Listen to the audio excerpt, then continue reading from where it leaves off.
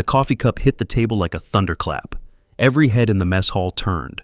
Commander Marcus Reese stood over the young woman, his shadow swallowing her completely. Behind him, 8 Navy SEALs formed a wall of crossed arms and barely contained laughter. Morning sunlight cut through the windows, catching the silver eagles on Ree's collar, making them gleam like warnings.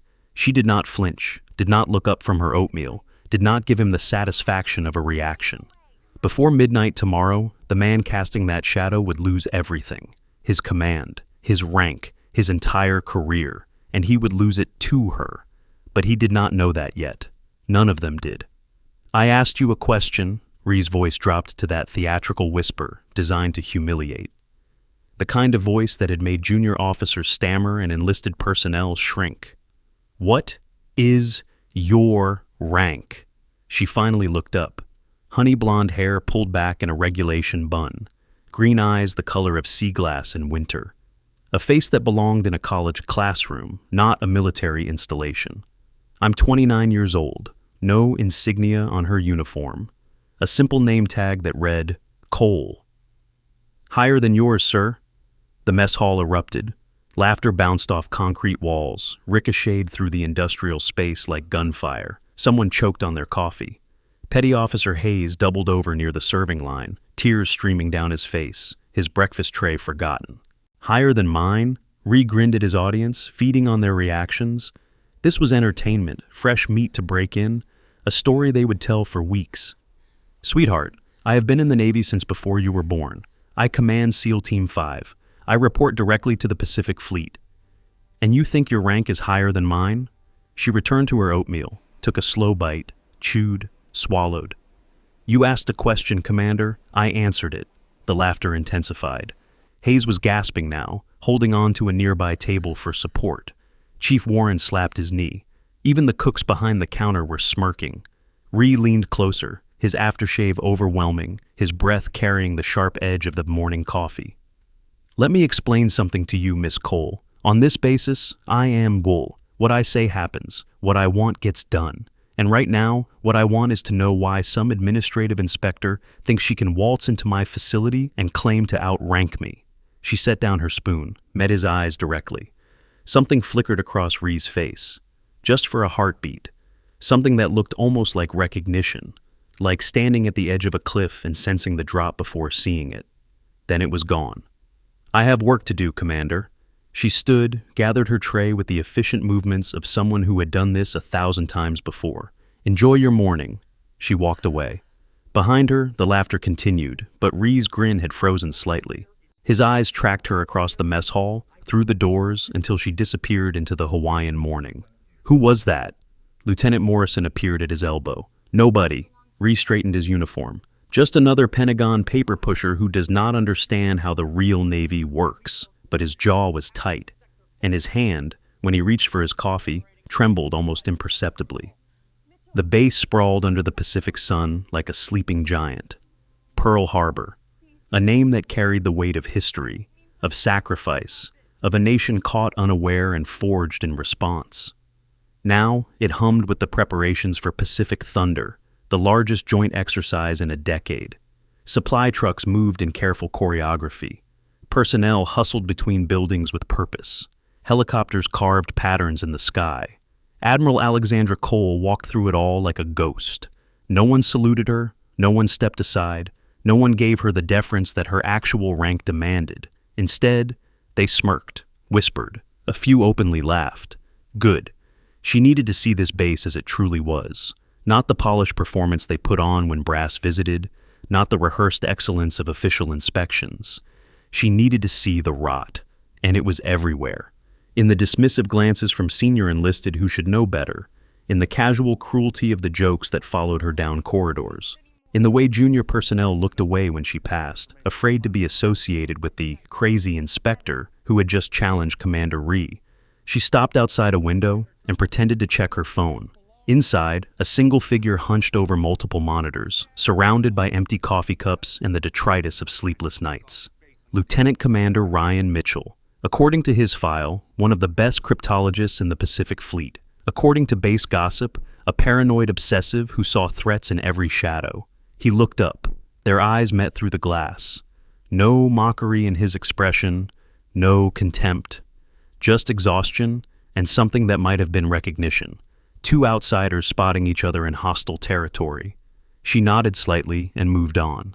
The corridors of Building 7 smelled like floor wax and institutional coffee. Alex turned a corner and found her path blocked by Chief Warren, a barrel-chested man with 3 decades of service in his bearing and casual contempt in his eyes. "Administrative inspectors use the back entrance," he said without preamble.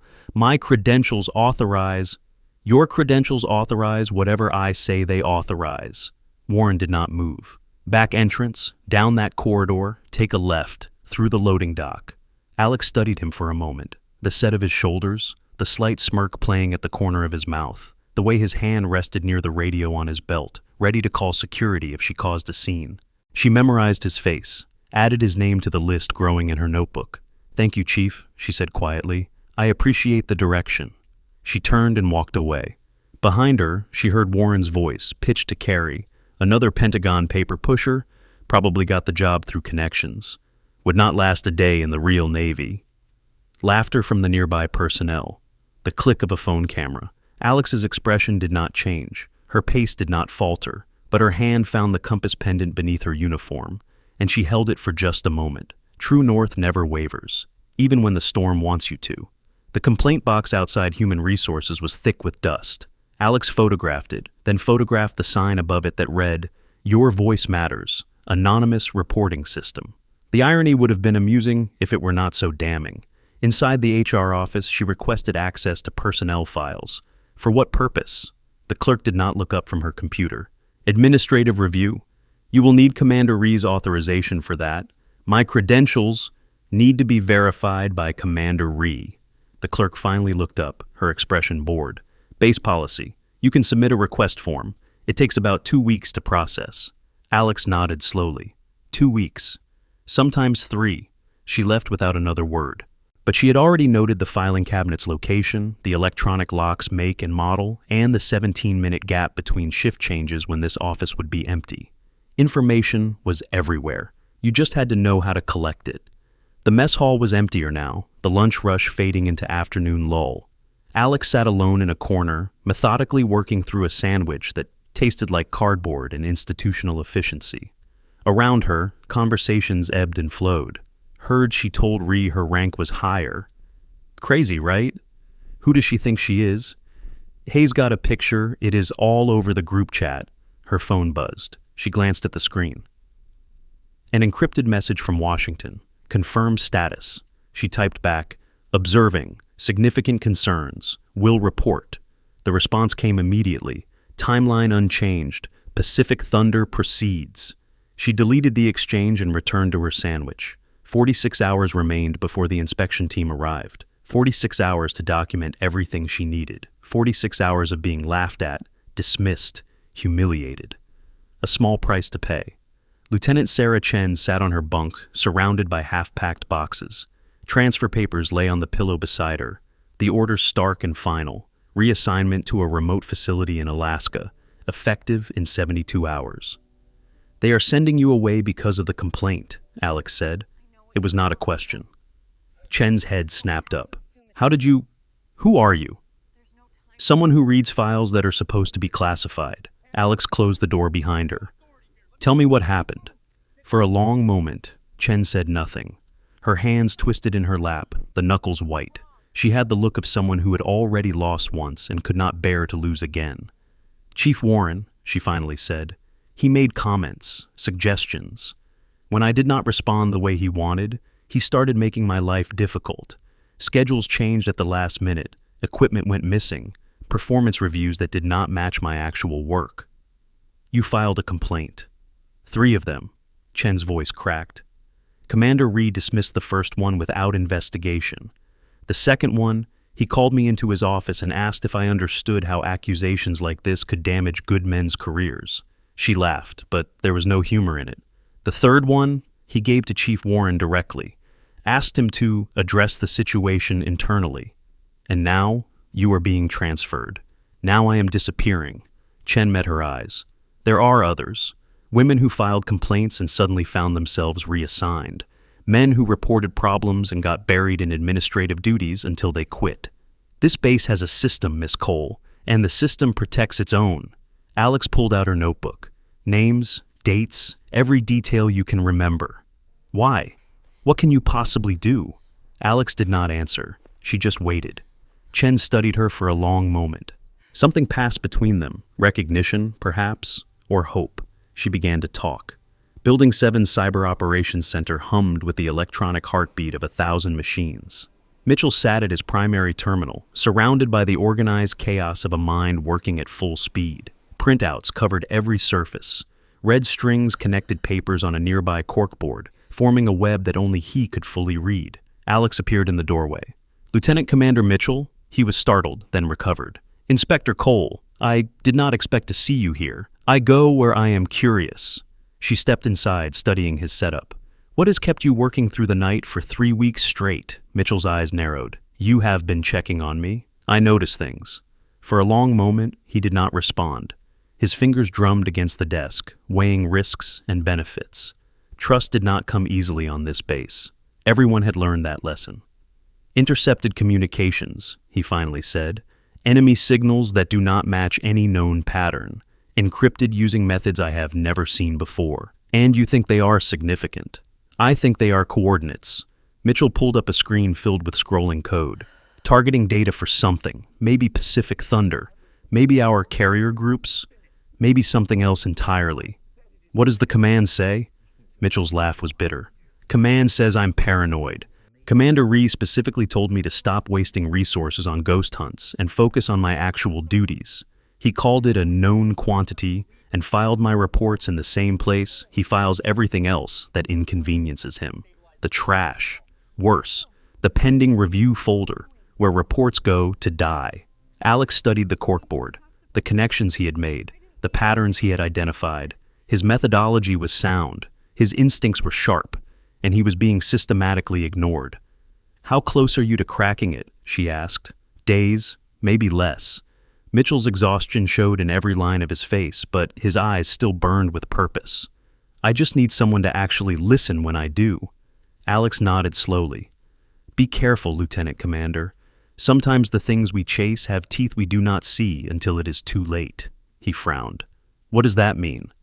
But she was already walking away, leaving him alone with his code and his questions and the growing certainty that something on this base was deeply, fundamentally wrong. The afternoon brought new indignities. Commander Brooks and 2 MPs intercepted Alex outside the main control room, their faces set in expressions of professional hostility. "This area is restricted," Brooks said. "My credentials authorize..." "Your credentials authorize administrative inspection of non-sensitive areas." Brooks stepped closer, using his height advantage like a weapon. "The control room does not fall under that category. I have questions about operational procedures that..." "Submit them in writing, through Commander Ree's office." Alex held his gaze, counted 3 heartbeats, then I stepped back. "Of course, Commander. I would not want to disrupt operations." Brooks's smile did not reach his eyes. "Maybe come back in 20 years, young lady, when you have some actual authority." The MPs escorted her away. Not touching her, not technically, but close enough to make the message clear. Everyone watched. More phones appeared, more photos taken. She walked with her head high and her expression neutral, giving them nothing to mock. But inside, she was documenting names, badge numbers, the exact time and location, the witnesses who laughed and the few, very few, who looked uncomfortable. In 28 hours, Commander Brooks would be explaining his actions to a military tribunal. He did not know that yet. But she did. Night fell over Pearl Harbor in shades of purple and gold. The base transformed, operational urgency giving way to the rhythms of off-duty hours. Music drifted from the enlisted club. Laughter echoed from the barracks windows. The distant sound of the ocean provided constant background. Alex sat alone in her quarters, a small concrete room assigned to visiting contractors. A metal bed, a desk and chair, a window that showed only the sky. She opened her notebook. Pages and pages of documentation filled the lined paper. Names, organized by chain of command, incidents, cross-referenced by date and location, patterns that painted a picture of systematic failure, Commander Ree at the center, but tendrils reaching throughout the entire base. A culture of intimidation, retaliation, and willful blindness. Her father's voice echoed in her memory. Master Chief Thomas Cole, 30 years of service, never made an officer, watched men like Ree get promoted while good sailors got crushed under the weight of a system that protected the powerful.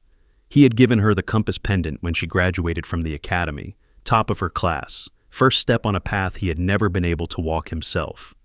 True north never wavers, he had told her, closing her fingers around the silver disc. The storm will try to turn you. The waves will try to break you. People will tell you to take the easy path, to go along, to stay quiet. But you have a compass in your chest, Alex. It always points toward what is right. Trust it, even when everything else is spinning. She touched the pendant now, felt its familiar weight against her collarbone. He had died when she was 22. A heart attack, they said. But she knew better. 30 years of fighting a system that refused to change. 30 years of watching the wrong people rise while the right people burned out. It had broken something inside him long before his heart gave out. She would not let it break her. She would burn it down instead. The second morning dawned gray and heavy, clouds rolling in from the Pacific like harbingers. Alex moved through the pre-dawn base with purpose now, her footsteps silent on concrete corridors. The HR office was empty, just as she had predicted. 17 minutes between shift changes. Plenty of time. The electronic lock yielded to a technique she had learned in places that did not officially exist. The filing cabinet opened with a soft click. Inside, rows of folders organized by date and category. Chen's complaints were easy to find. 3 files, each one marked with Ree's distinctive signature and the same dismissive notation. No action required, but they were not alone. Alex pulled folder after folder. More complaints, more dismissals. A pattern stretching back 3 years, ever since Ree had taken command. Women reassigned after reporting harassment. Men buried in paperwork after questioning orders. Anyone who threatened the comfortable hierarchy, ground down, or pushed out. She photographed everything. Every page, every signature, every buried accusation. In the distance, she heard footsteps approaching. Shift change ending early, she closed the cabinet, reset the lock, and slipped out through the back corridor with seconds to spare. Her phone's camera roll now held 347 images of institutional betrayal. Evidence was power, and she was building an arsenal. The morning briefing was already in progress when Alex approached Building 3. Through the window she could see Ree at the front of the room, gesturing at a projection screen filled with maps and deployment schedules. Pacific Thunder logistics, fleet positions, coordination protocols. She pushed open the door. Every head turned. The warmth drained from the room like water from a broken glass. Miss Cole, Ree's voice dripped with false patience. This briefing is classified. Administrative personnel wait outside. My credentials authorize observation of operational planning. Your credentials authorize whatever I say they authorize on my base. Ree's smile was sharp enough to cut. Now, be a good girl and run along. The adults are talking. Laughter rippled through the room. Hayes, Morrison, a dozen others, all following their commander's lead. But Alex did not leave. Instead, she stepped closer to the projection screen, her eyes scanning the deployment map. The Roosevelt Carrier Group, she said quietly. You have them positioned here. She pointed to a location on the map. Ree's smile flickered. Yes. As per the latest, they repositioned Tuesday. Silence. Their new coordinates are approximately 200 nautical miles northeast of your current marker. Alex turned to face the room. You would know that if you read the CNO's morning brief. The silence deepened. It became something heavy, something dangerous. Ree's face darkened, blood rising to his cheeks. Who do you think you are? Someone who pays attention, Commander. The CNO's morning brief is above your pay grade by about 20 years, sweetheart. I do not know where you got your information, but call the CNO's office. Alex's voice was calm, almost bored. They will confirm the repositioning. For a moment, nobody moved. The tension stretched like a wire about to snap. Then Ree laughed, forced, theatrical. Get her out of my briefing room. 2 officers moved to escort her out. Alex went without resistance, her expression unchanged. But she heard the whispers starting before she even reached the door. How did she know that? There is no way a contractor has access to... Who is she? Seeds planted, doubt spreading. She smiled slightly as the door closed behind her. The Cyber Operations Center was darker now, Mitchell having dimmed the overhead lights to reduce screen glare. His face was illuminated by the blue glow of multiple monitors, each one showing different aspects of the same problem. 87%, he murmured when Alex entered. I am close. You look like you have not slept in days. Sleep is for people who do not have enemy signals bouncing through their heads. He rubbed his eyes, reached for a coffee cup, and found it empty. The architecture is unlike anything I have seen. Whoever designed this encryption was a genius. Alex moved closer, studying the screens. Code scrolled past in endless streams. Patterns that meant nothing to most people, but clearly spoke to Mitchell in a language only he understood. What happens when you crack it? I report it neutralized. Send the decoded coordinates to command. They mobilize assets to counter whatever threat this represents. He looked up at her, something like hope in his exhausted eyes. Thousands of lives, potentially. Pacific Thunder involves personnel from 6 countries. If someone is planning to hit us during the exercise, and if the command does not listen, Mitchell's face hardened. They will have to. Once the code is cracked, the evidence will be undeniable. Alex nodded slowly. Something in her expression made Mitchell pause, a shadow crossing her features, a calculation happening behind those green eyes. Be careful, Lieutenant Commander. Sometimes things are not what they appear. You keep saying that. What do you mean? But she was already turning away, already moving toward the door. Just be careful. Trust your instincts. And maybe do not report to Ree first when you crack it. She left him alone with his screens and his questions. Mitchell stared after her for a long moment, then turned back to his code. 88%. The group chat exploded throughout the afternoon. Alex did not see it directly, but she felt its effects everywhere she went. New screenshots, new jokes. The story of how Inspector Barbie had challenged Commander Ree in the middle of a classified briefing. How she had claimed to know things above her clearance level. How she was either crazy, dangerous, or both.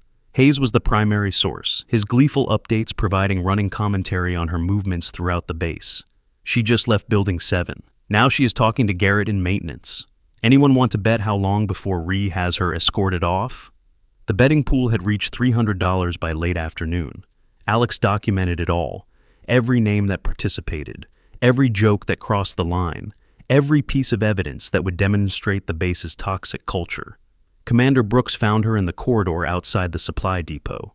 I do not know what you think you are doing, he said, blocking her path. His 2 MPs flanked him like bookends. But whatever it is stops now. I am conducting an administrative inspection. You are disrupting operations, spreading conspiracy theories, making wild accusations about classified information you could not possibly have access to. Alex met his eyes. Am I?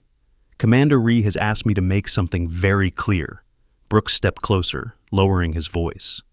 You leave this base by tomorrow morning, voluntarily, or we begin a formal investigation into how exactly a contractor has access to CNO-level briefings. An investigation into me. Espionage is a serious matter, Miss Cole. Industrial, foreign. We will explore every possibility. His smile was cold. By the time we are done, your career will be as dead as your credibility. Alex considered him for a moment, the set of his jaw, the confidence in his eyes, the absolute certainty that he held all the power in this situation. Thank you for the warning, Commander, she said quietly. I will take it under advisement. She walked away. Behind her, Brooks was already on his radio, coordinating with Hayes and Morrison. The trap was being set. They just did not realize who they were trying to catch. Ree's office occupied the corner of Building 1, with windows overlooking the harbor and walls covered in commendations, photographs, and the accumulated symbols of a career built on careful image management. The man himself sat behind a desk the size of a small car, flanked by Brooks and Hayes, all 3 wearing expressions of smug anticipation. Close the door, Miss Cole, Alex complied. I have had enough of your little inspection. I am simply doing my job, Commander. Your job. Ree stood, walked around his desk with the slow deliberation of a predator circling prey.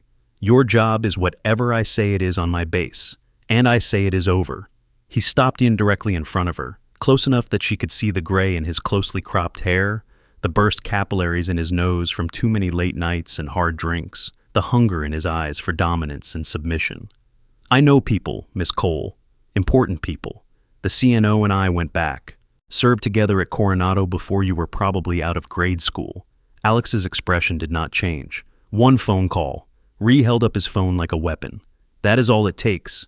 I called the CNO and told him that some young woman with delusions of authority is disrupting my operation during the most important exercise of the year. He leaned closer.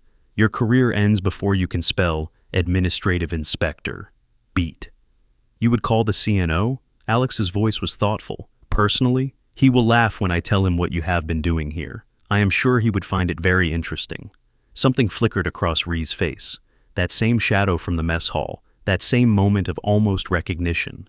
He pushed past it. You have until tomorrow morning to leave this base voluntarily. Pack your things, submit your exit paperwork, and pray that I do not decide to pursue formal charges. Alex straightened her uniform, nodded once. Understood, Commander. Tomorrow morning. She walked to the door, paused with her hand on the handle. One question, sir. That call to the CNO you mentioned. What about it? Are you certain you know who you would be speaking to? She left before he could respond. Behind her, Ree turned to Brooks, his face a mask of confusion and growing unease. What was that supposed to mean? Brooks shrugged, but his confidence had cracked slightly. She is unstable. We knew that. Find out everything about her, real credentials, actual clearances, who sent her and why. Ree returned to his desk, his hands not quite steady. Something is not right here. You think she is a plant? I think she is something. Ree stared at his phone. At the CNO's number, he had threatened to call. And I want to know before tomorrow morning. Night settled over the base like a held breath. Alex stood at the window of her quarters, watching the stars emerge one by one over the Pacific. The same stars her father had taught her to navigate by during summer nights on his small fishing boat. Before the academy, before the deployments, before the weight of rank and responsibility. Her phone buzzed. Encrypted message. Pacific Thunder Inspection Team. Arrival 0900 tomorrow. She allowed herself one small smile. 22 hours. Commander Ree had given her until tomorrow morning to leave. Instead, tomorrow morning would bring a delegation of flag officers from Pacific Fleet Command. Vice Admiral Chen, Rear Admiral Morrison, Rear Admiral Park, and others. All of them knew exactly who she was. All of them would be saluting her. She touched her compass pendant, felt its weight against her chest. Tomorrow, Dad, she whispered to the empty room. Tomorrow they learn what happens when you mock the wrong person. In the Cyber Operations Center, Mitchell's screens flickered. Decryption progress. 94% estimated time to completion, 14 hours. He leaned back in his chair, exhaustion pulling at every muscle, triumph beginning to bloom in his chest. 14 more hours. Then he would have the coordinates, the proof. Every command needed to take action. He did not notice the subtle pulse in the data stream. He did not see the hidden protocol buried in the code's architecture. He did not know that somewhere across the Pacific, enemy systems were waiting, watching, tracking his progress with the patience of predators who had laid their trap and now simply had to wait for it to spring. All he knew was that he was close, so close to being a hero. The third morning broke like a promise. Alex dressed with deliberate care, same plain uniform, same absence of insignia, same name tag reading simply Cole, but something had shifted in her bearing overnight. The careful invisibility she had maintained for 2 days was gone, replaced by something quieter and far more dangerous. She stood before the small mirror in her quarters and studied her reflection. I'm 29 years old, the youngest chief of naval operations in American history, a 4-star admiral who commanded the entire United States Navy. And for 2 days, she had let them call her sweetheart. She touched her compass pendant one final time, feeling its familiar weight against her chest. Then she tucked it beneath her uniform and stepped out into the Hawaiian morning. The base was already alive with activity. Pacific Thunder preparations had reached fever pitch, personnel moving with the urgent efficiency of an operation about to begin. Nobody paid attention to the young woman walking through the corridors. Why would they? She was just Inspector Barbie, the crazy contractor who would be gone by noon. Hayes spotted her near the mess hall entrance and grinned. Leaving today, Inspector Barbie? Alex paused, met his eyes. Something in her expression made his grin falter slightly. Something like that, petty officer. She walked on before he could respond, leaving him with a vague sense of unease he could not quite name. In the Cyber Operations Center, Mitchell had not moved from his station. Empty coffee cups formed a small fortress around his keyboard. His eyes were bloodshot, his hands trembling slightly from exhaustion and caffeine, but his focus remained absolute, 98%. 99. The code was unraveling before him like a flower opening to the sun. 3 weeks of sleepless nights, 3 weeks of being ignored, dismissed, called paranoid. And now, finally, he was about to prove them all wrong. Master Chief Garrett appeared in the doorway, his weathered face unreadable. "Son, you need to come outside in about an hour." Mitchell did not look up from his screens. "I am almost done. The coordinates are resolving. If I can just—" "Trust me." Something in Garrett's voice made Mitchell pause, a weight that had not been there before. "Come outside at 0900 to the main tarmac." What is happening at 0900? Garrett's eyes held secrets. 43 years of naval service had taught him when to speak and when to stay silent. This was a moment for silence. "Everything changes," he said simply. Then he was gone. Mitchell stared at the empty doorway for a long moment, then turned back to his screen. 99.4%. Almost there. The distant sound began as a rumble, like thunder rolling across a clear sky. Heads turned throughout the base. Personnel stopped mid-task, looking toward the horizon. 3 shapes emerged from the morning haze. V-22 Ospreys in perfect formation, their distinctive tilt rotors catching the sunlight as they approached. Not standard transport aircraft, command birds, the kind reserved for flag officers and emergency deployments. Commander Rhee straightened his uniform with sharp, practiced movements. This was his moment. Pacific Fleet Command arriving for Pacific Thunder coordination. Vice Admiral Chen and his staff coming to review preparations and receive briefings, coming to see what Commander Marcus Rhee had built. "Everyone on the tarmac," he ordered, his voice carrying across the command center. "Full welcome protocol. I want every officer in dress formation. This is how we show the Pacific Fleet what a properly run base looks like." Personnel scrambled to comply. Within minutes, over 100 sailors and officers had assembled on the main tarmac, arranged in precise rows according to rank and unit. The morning sun beat down on polished shoes and pressed uniforms. The smell of aviation fuel mixed with salt air from the harbor. Rhee positioned himself at the front, flanked by Brooks and Morrison. Hayes stood nearby, phone already out, ready to document his commander's triumph. Alex moved through the crowd like smoke, finding a position near the back. Nobody acknowledged her. Nobody made room. She was invisible, exactly as she had been for 2 days, exactly as she needed to be for 2 more minutes. The Ospreys descended in perfect synchronization, their rotors kicking up clouds of dust that forced the assembled personnel to shield their eyes. The noise was deafening, then fading, then gone as the engines wound down. 3 aircraft, 3 doors. The first door opened. Vice Admiral David Chen stepped onto the tarmac. 3 stars gleaming on his collar, 40 years of service in his bearing, the deputy commander of the Pacific Fleet, second only to the fleet admiral himself. His eyes swept the assembled crowd. Rhee stepped forward, hand rising toward a salute, mouth opening to deliver the welcome he had rehearsed. Chen's gaze passed over him completely, kept moving, searching, finding. A young woman standing at the back of the formation, blonde hair in a regulation bun, green eyes steady as stone. A plain uniform with no insignia and a simple name tag. Chen began walking, not toward Rhee, past Rhee. The crowd parted before him like water before a ship's bow. Sailors stepped aside, confusion rippling through the ranks. This was wrong. This was not protocol. The ranking officer on base should receive the first salute, the formal greeting, the acknowledgement of authority. But Chen walked past them all. He stopped directly in front of Alexandra Cole. 3 seconds of absolute silence. The world held its breath. Then, Vice Admiral David Chen, Deputy Commander of the Pacific Fleet, snapped to attention with a precision that spoke of decades of service. His hand rose in a perfect salute. "Admiral Cole, the base is secured as you requested, ma'am." The words detonated across the tarmac like silent explosions. Admiral. Admiral Cole. Behind Chen, the second Osprey's door opened. Rear Admiral Morrison emerged, saw Chen's salute, and immediately moved to join him. Her own salute was crisp, formal, directed at the same young woman. The third door, Rear Admiral Park, another salute. Captain Williams, Commander Torres, Commander Hayes from the inspection team. One by one, every officer who had arrived on those aircraft took their position, and rendered honors to the woman the base had spent 2 days mocking. The cascade began. Lieutenant Commander Peters, standing near the front of the formation, was the first base officer to understand. His hand rose slowly, trembling, as the magnitude of his mistake crashed over him like a wave. Then Lieutenant Jackson, then Ensign Reeves. The salute spread through the crowd, like fire through dry grass. Officers who had laughed at her jokes, officers who had shared the group chat photos, officers who had called her Inspector Barbie and Sweetheart and Crazy. All of them are standing rigid now, all of them rendering honors to a 4-star admiral. Hayes's phone slipped from numb fingers and clattered against the tarmac.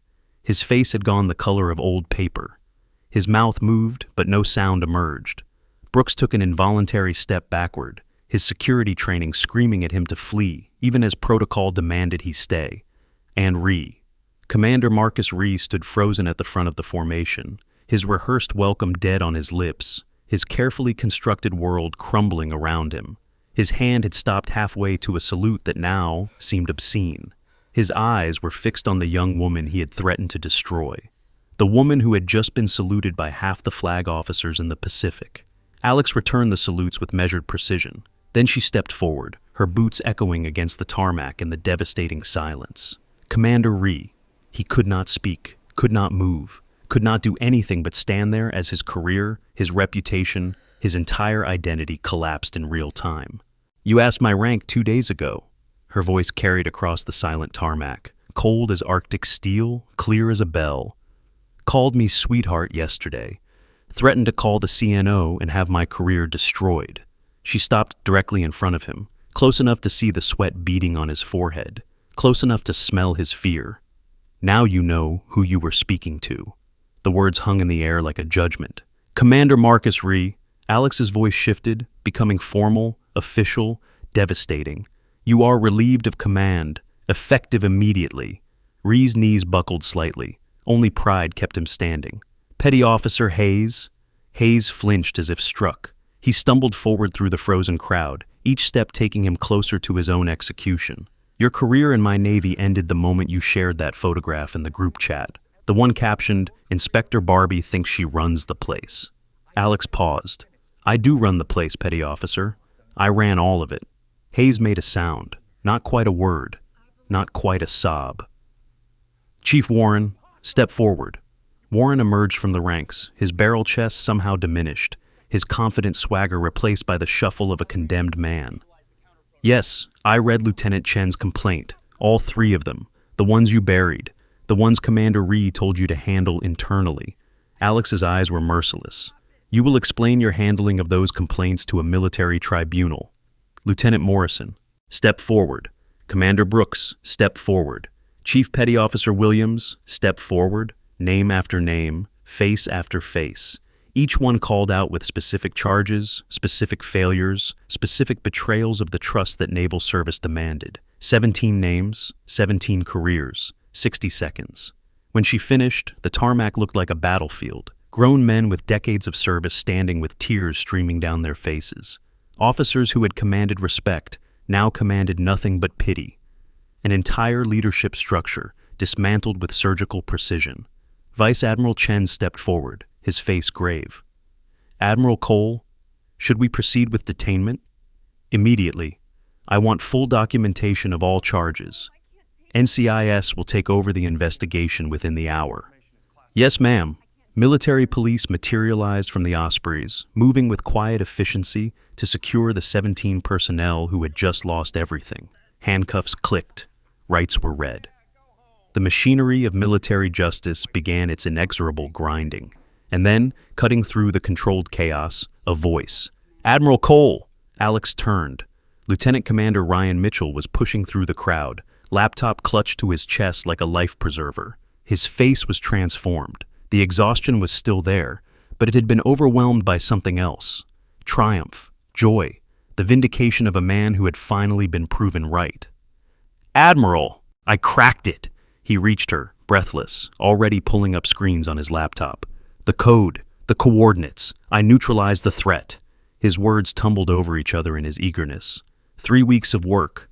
Everyone called me paranoid, but I knew there was something there, and now I have it. The enemy's targeting data. Everything we need to protect Pacific Thunder. He turned the laptop toward her, his face glowing with pride. I did it, Admiral. I saved them. Alex looked at his screen. The code architecture laid bare, at the patterns she recognized from classified briefings that Mitchell had never been cleared to see. The color drained from her face. Mitchell, her voice was barely a whisper. What have you done? The triumph in Mitchell's eyes flickered, dimmed, began its transformation into something else entirely. What do you mean? I decoded the enemy communications, the targeting coordinates. I reported it as neutralized through the system, exactly like protocol requires. Command has the data now. We can... Come with me. Alex's hand closed around his arm with unexpected strength. Now! She pulled him away from the crowd, away from the chaos of arrests and recriminations, into the relative privacy of a nearby hangar. Vice Admiral Chen followed, his expression shifting from confusion to concern. Admiral, what is happening? Alex turned to Mitchell. Her eyes held something he had never seen before. Not anger, worse, sadness. This code architecture, she pointed at his screen. Tell me exactly what happened when you completed the decryption. The system confirmed successful decode. It flagged the data as neutralized and transmitted confirmation to command servers. Standard protocol for threat elimination.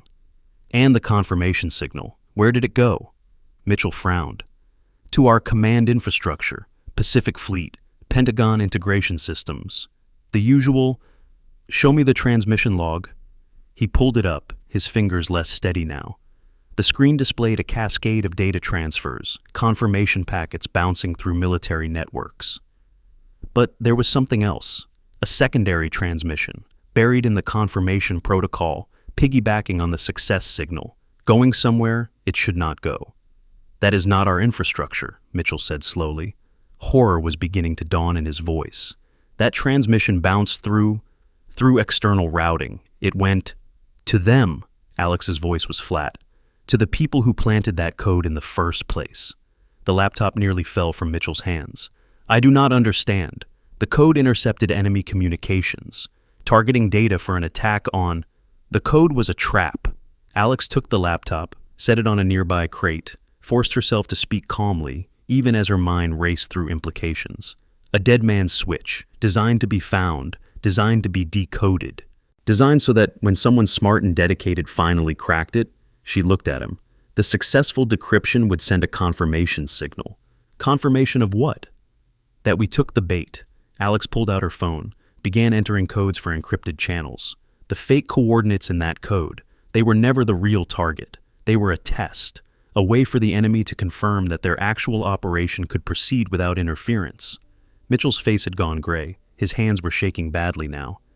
I was trying to save... I know what you were trying to do. Alex's voice softened slightly, only slightly.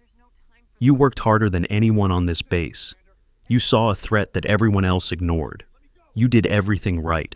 Then how? Because sometimes doing everything right is exactly what the enemy is counting on. She turned away, phone to her ear. This is Cardinal Actual. Authentication code 77 Delta Niner. We have a dead switch activation. Source is Pacific Node. I need immediate threat assessment on all monitored channels. Priority Alpha. The response came back in fragments. Assets moving. Signals detected. Something happening in the South China Sea that had not been happening an hour ago. Mitchell listened to the one-sided conversation, each word driving the knife deeper into his chest. Confirmed activity in Sector 7. Unknown vessel movements near the strait. Communication blackout in the target zone. When Alex finally lowered her phone, her face was carved from stone. The real target was not Pacific Thunder, she said quietly. Your successful decryption told them we were focused on the wrong coordinates. Told them our attention was directed where they wanted it. Gave them the green light to proceed with whatever they actually have planned. How many people? Mitchell could not finish the question. We do not know yet. We may never know. Alex met his eyes. That is the nature of intelligence operations, Lieutenant Commander. Sometimes the victories are invisible, and sometimes the failures are too. Mitchell's knees gave out. He caught himself on a support strut, his body refusing to hold him upright under the weight of what he had done. 3 weeks of sleepless nights. 3 weeks of being the only one who cared. 3 weeks of pushing toward a goal that had turned out to be exactly what the enemy wanted. I was the weapon, he whispered. They used me, my determination, my refusal to give up. They counted on someone like me existing, someone who would not stop until... His voice broke. Alex watched him for a long moment. The crowd outside had dispersed now, the arrested personnel loaded into vehicles, the base slowly returning to something resembling normal operations. But nothing was normal. Nothing would be normal for a long time. She could leave him here, let him collapse under the weight of his accidental betrayal. Nobody would blame her. She had a crisis to manage, an investigation to oversee, an entire navy to run. But she thought of her father, Master Chief Thomas Cole, who had spent 30 years watching good people get destroyed by systems that should have protected them, who had taught her that leadership was not about rank or power or authority. It was about taking care of the people in your charge, even when, especially when, they had made mistakes. She crouched down beside Mitchell. Lieutenant Commander Mitchell, look at me. He raised his head. His eyes were hollow, empty. The eyes of a man who had seen his heroic narrative inverted into something monstrous. You made a mistake, a serious one. There may be consequences we cannot yet measure. He flinched. She continued. But you are still the best cryptologist in this fleet. The enemy knew that. That is why they designed their trap for someone exactly like you. They counted on your brilliance, your persistence, your refusal to let a threat go uninvestigated. Something flickered in his eyes, not hope, not yet, but attention. Right now, somewhere in the Pacific, assets are moving based on the signal you sent. People may be in danger, operations may be compromised. Alex leaned closer. And right now, I need you to stop falling apart and start thinking. Thinking about what? About the code, about its architecture, about any detail that might tell us what the actual target is. Her voice hardened. If there is a way to minimize the damage, to warn our people, to counter whatever is coming, you are the one who will find it. Mitchell stared at her. After what I did, you want me to? What you did was your job. You found a threat and you neutralized it based on the information you had. The failure belongs to the people who ignored your warnings for 3 weeks. The failure belongs to a command structure so broken that a legitimate security concern got buried under ego and incompetence. She stood, extended her hand.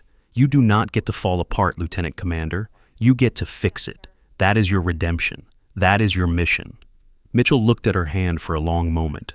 Then he took it. Do you understand me? Alex asked. He rose to his feet, unsteady, damaged, but standing. Yes, ma'am. Good. Report to the Cyber Operations Center. I want a full analysis of that code architecture within 3 hours. Every hidden protocol, every buried transmission path, everything that might tell us where that signal actually went. Mitchell nodded, gathered his laptop with hands that still trembled, moved toward the hangar door. He paused at the threshold. Admiral Cole, yes? When you warned me yesterday about being careful, about things not being what they appear. His voice was rough. You knew, even then. You suspected what this might be. Alex did not answer. Some truths were too heavy to speak aloud.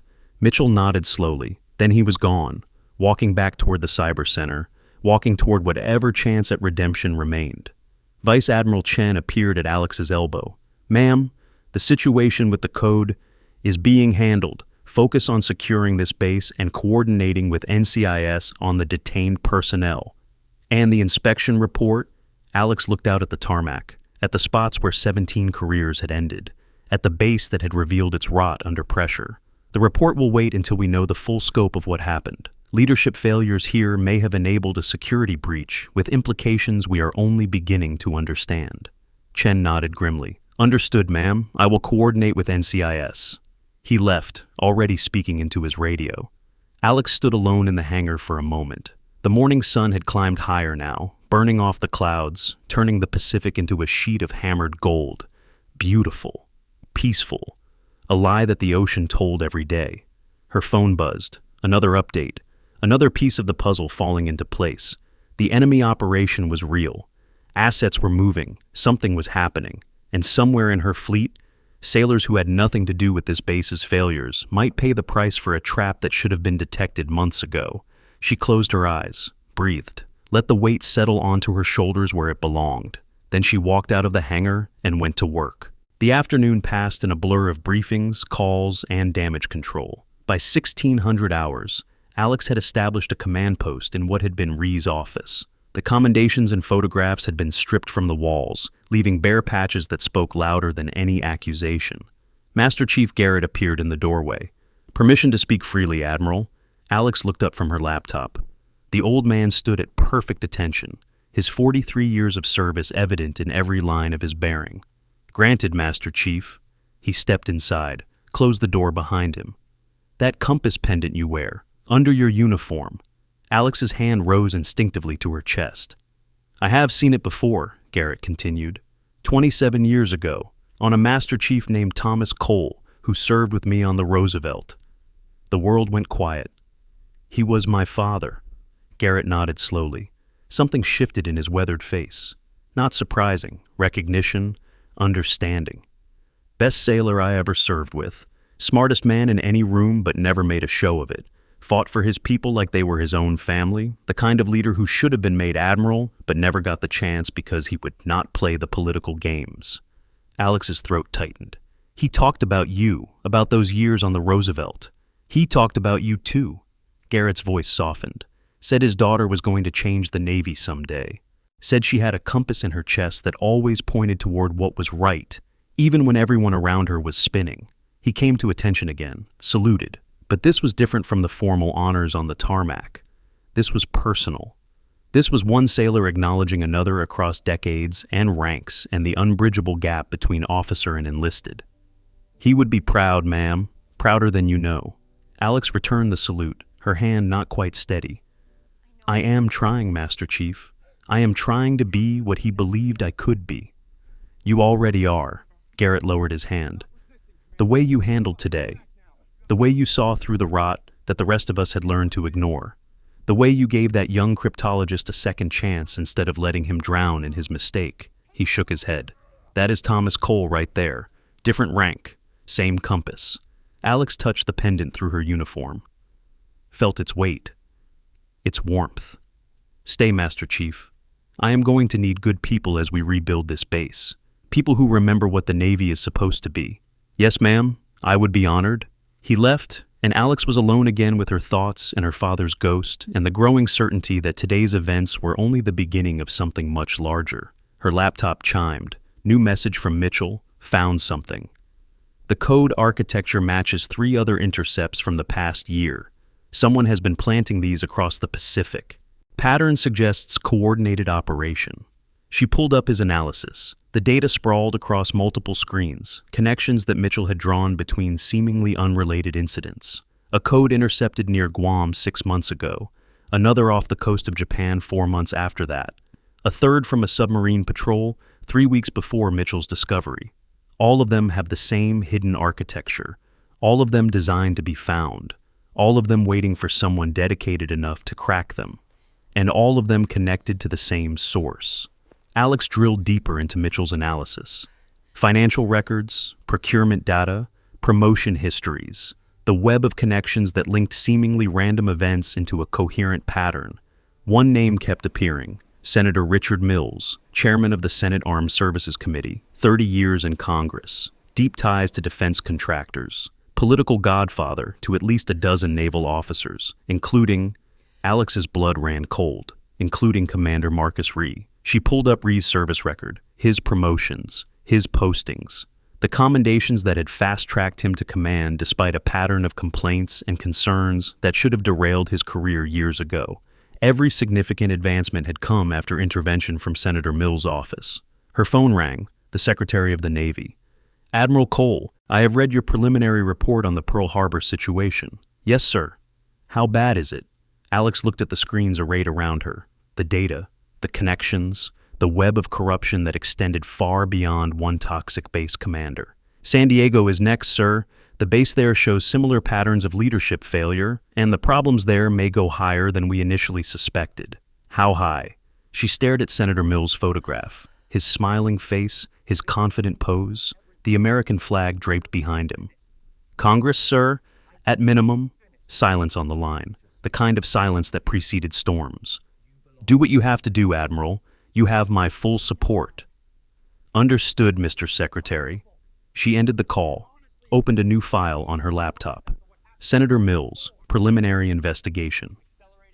The cursor blinked, waiting. If this story moved you, hit subscribe. We tell stories where truth wins. Night fell over Pearl Harbor for the last time during her visit. The base had been transformed over the course of a single day. New temporary leadership installed.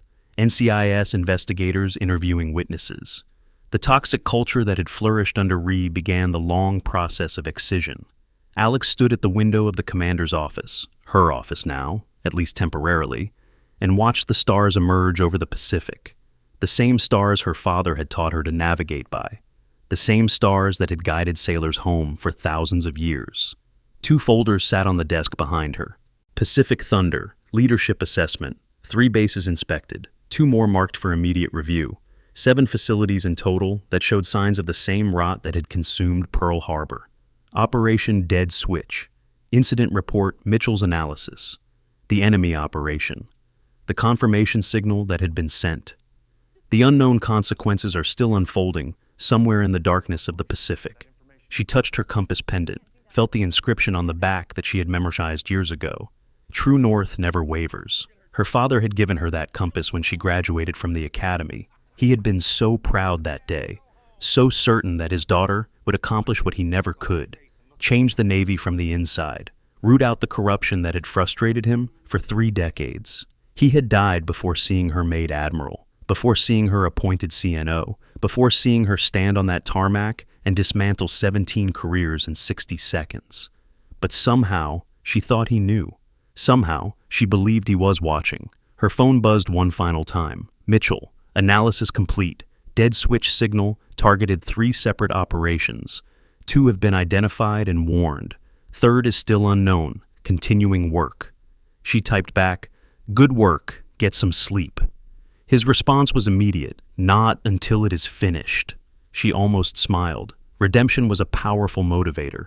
Mitchell would not rest until he had undone whatever damage his unwitting betrayal had caused. That determination, the same determination that had made him crack the code in the first place, would serve the Navy well in the months ahead, if they could keep him from burning out first. Alex turned back to the window. Somewhere out there, Senator Mills was sleeping peacefully in his Georgetown townhouse, unaware that the storm was coming for him, unaware that the young woman he had probably never heard of was already building a case that would end his career as surely as she had ended Rhee's. The difference was that Mills would not go down in 60 seconds on a tarmac. He would go down through hearings and investigations and the slow grinding machinery of accountability. It would take months, maybe years, but it would happen. She opened her laptop. I began typing. This is only the beginning. The Senate Armed Services Committee held its quarterly review in 3 weeks. Senator Mills would be there, confident in his power, secure in his network of protected officers and buried complaints. He would not see her coming. None of them would. She was 29 years old, the youngest CNO in American history, a woman in a world that still expected admirals to be old and male and gray. They had underestimated her at Pearl Harbor, called her sweetheart, laughed at her claims of authority, threatened to end her career with a single phone call. They had learned, and so would everyone else who stood between her and a Navy worthy of the people who served in it. Alex saved her file. Closed the laptop. Let the silence of the office settle around her like a blanket. Tomorrow she will fly to San Diego. Begin the next phase of the inspection.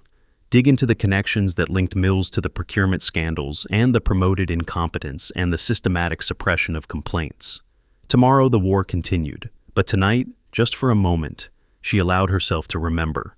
Her father's voice, teaching her to read the stars. His hands, rough from decades of work, showing her how to hold a compass. His eyes, so like hers, filled with a pride that had never wavered. You have a compass in your chest, Alex. It always points toward what is right. She touched the pendant one final time. Then she turned off the lights and let the darkness embrace her. Outside, the Pacific stretched toward a horizon she could not see. Ships moved through waters her authority commanded. Sailors slept in bunks on vessels that bore her responsibility. And somewhere in that vast darkness, the enemy was moving too, adapting, planning, looking for the next trap to set, the next weakness to exploit, the next dedicated officer to turn into an unwitting weapon. The war was not over. It was never over. But Admiral Alexandra Cole had made a promise to her father, to the Navy, to herself.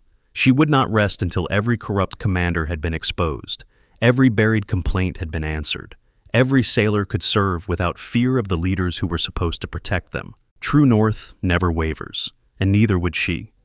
The stars wheeled overhead, ancient and indifferent, as a new day prepared to dawn over Pearl Harbor. In 17 hours, Alex would be in San Diego. In 3 weeks, she would face Senator Mills across a hearing room table. In 6 months, the investigation she had started would reshape the entire command structure of the Pacific Fleet. But those were battles for another day. Tonight, she stood at the window and watched the stars. The same stars that had guided her father. The same stars that would guide her daughter, if she ever had one. The same stars that reminded her, in their cold and constant light, that some things were bigger than any single person, bigger than any single battle, bigger than any single victories or defeat. Justice was patient, truth was relentless, and the Navy, her Navy, would be worthy of the people who served. She closed her eyes. When she opened them again, the first light of dawn was breaking over the Pacific, painting the sky in shades of gold and rose and promise. A new day, a new beginning, and 17 careers that would serve as a warning to everyone who came after. They had asked her rank as a joke. They had forgotten she was the rank.